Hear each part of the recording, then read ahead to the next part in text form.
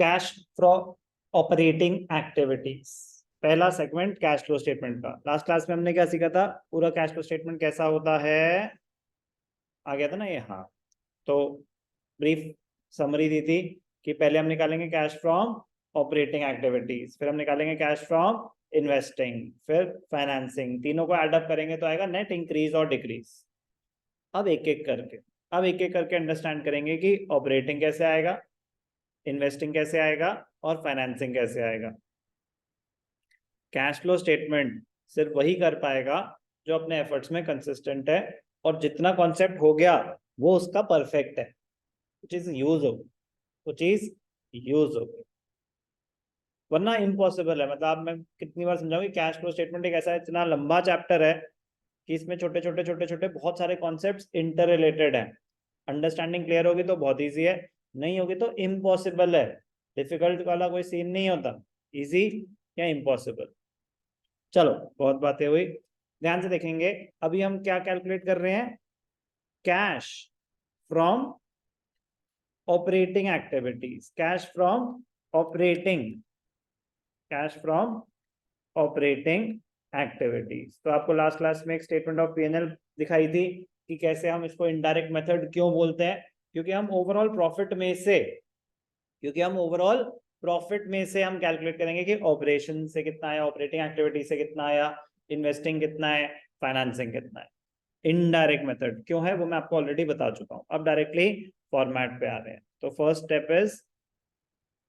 First category is cash from operating activities. Directly cash from operating activities नहीं होता। आपका starting point क्या होगा, या तो नेट प्रॉफिट होगा, पीएटी, ठीक है ना, जो आपके statement of profit and loss में गिवन होगा, या फिर होगा सरप्लस। ये कहां पे, statement of profit and loss में।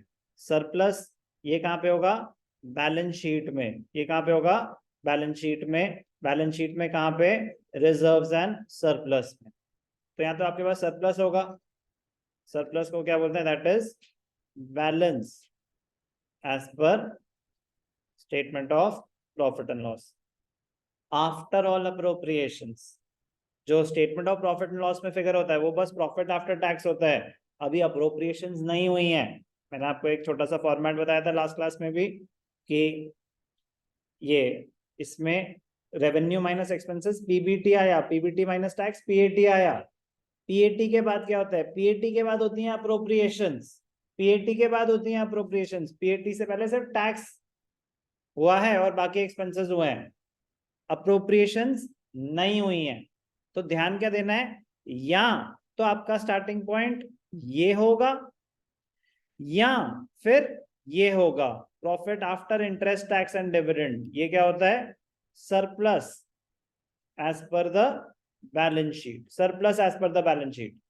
तो अगर starting point profit after tax है तो अब इसके ऊपर जाना है, इसका मतलब अप्रोप्रिएशंस रिवर्स करने की जरूरत नहीं है, क्योंकि अभी माइनस ही नहीं हुआ है प्रॉफिट्स में से, तो आपको एड बैक करने की जरूरत नहीं है। लेकिन अगर स्टार्टिंग पॉइंट ये होगा तो फिर पहला स्टेप, मतलब उसमें और चीजें रिवर्स होंगी कि नहीं होंगी। समझ आए कि कैसे क्या क्या यूज होगा, आप सोच भी नहीं सकते कि सर हमें क्या पता चलेगा कि जनरल रिजर्व ऐड करना था कि नहीं करना था, डिविडेंड ऐड करना था कि नहीं करना था। प्रॉफिट आफ्टर टैक्स गिवन है या सरप्लस गिवन है, क्वेश्चन चेंज हो जाता है, क्वेश्चन चेंज हो जाता है। छोटी छोटी बातें बट बड़ी कॉमन। अब खुद सोचो, अगर आपको पीबीटी दे रखा है तो क्या आपको टैक्स ऐड बैक करने की जरूरत है, अभी टैक्स माइनस ही नहीं हुआ। तो इतना सिंपल सा लॉजिक है, अगर पता हो तो, पता ही नहीं तो फिर कैसे अप्लाई कर सकते हो आप। तो आपका स्टार्टिंग पॉइंट क्या होगा, इसको बोलते हैं स्टार्टिंग पॉइंट, ये starting point.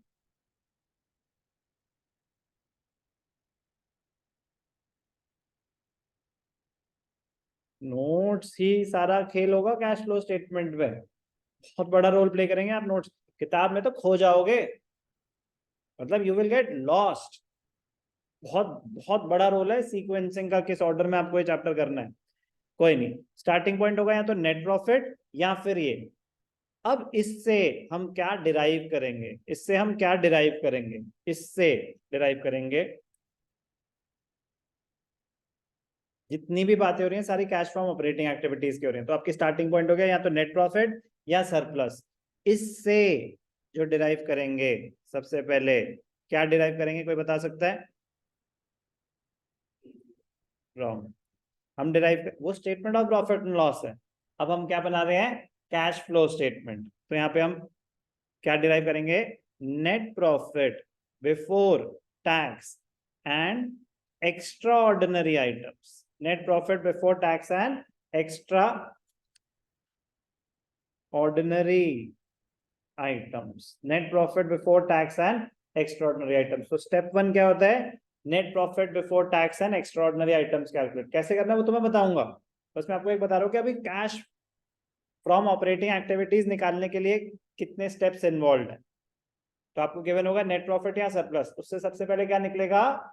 Net profit before tax and extra ordinary items. फिर उसके बाद स्टेप 2 होगा, क्या कैलकुलेट करेंगे? पता है कुछ या नहीं? कोई बात नहीं, हम जीरो से ही शुरू कर रहे हैं। तो हम क्या करेंगे? Operating profit. क्या कैलकुलेट करेंगे? Operating profit before working capital changes. Operating profit before working capital changes, ये होगा स्टेप 2। फिर उसके बाद स्टेप 3 हम कैलकुलेट करेंगे कैश जनरेटेड फ्रॉम ऑपरेशंस। फिर उसके बाद लास्ट स्टेप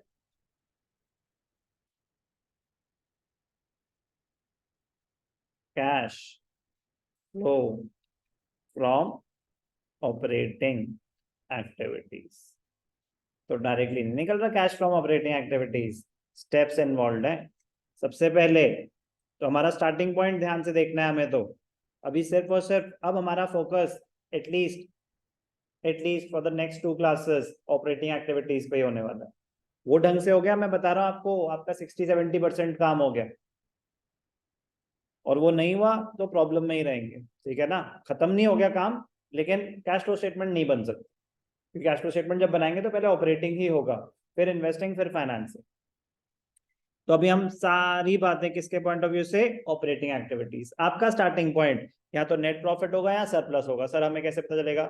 आपको statement of profit and loss दे रखा है अगर, तो वो नेट प्रॉफिट है जो लास्ट में पीएटी है। और अगर आपको बैलेंस शीट दे रखी है तो वो रिजर्व्स एंड सरप्लस है, ठीक है ना? वो रिजर्व सरप्लस में जो आपका प्रॉफिट आ रहा है वो सरप्लस होता है, तो वो दिख जाएगा, वो मुश्किल पॉइंट नहीं। अब उससे उससे वो स्टार्टिंग पॉइंट है, उससे डिराइव करेंगे सबसे पहले net profit before tax and extraordinary items. तो हम उल्टा जा रहे हैं ना, इसीलिए कि आपके पास इवेंचुअली कितना प्रॉफिट आया वो आया है, आप वापस जाना चाहते हैं, तो इसीलिए इनडायरेक्ट मेथड बोलते हैं। तो net profit before tax and extraordinary items निकालेंगे। फिर निकालेंगे operating profit before working capital changes, और लास्ट नहीं, पहले कैश जनरेटेड फ्रॉम ऑपरेशंस और लास्ट में cash flow from operating activities. आराम से एक एक करके एक एक स्टेप आराम से अंडरस्टैंड करेंगे लॉजिक के साथ। तो पहली डिस्कशन हमारी सिर्फ और सिर्फ स्टेप 1 पे ही रहेगी। जब स्टेप 1 क्लियर हो जाएगा तो हम स्टेप 2 पे जाएंगे।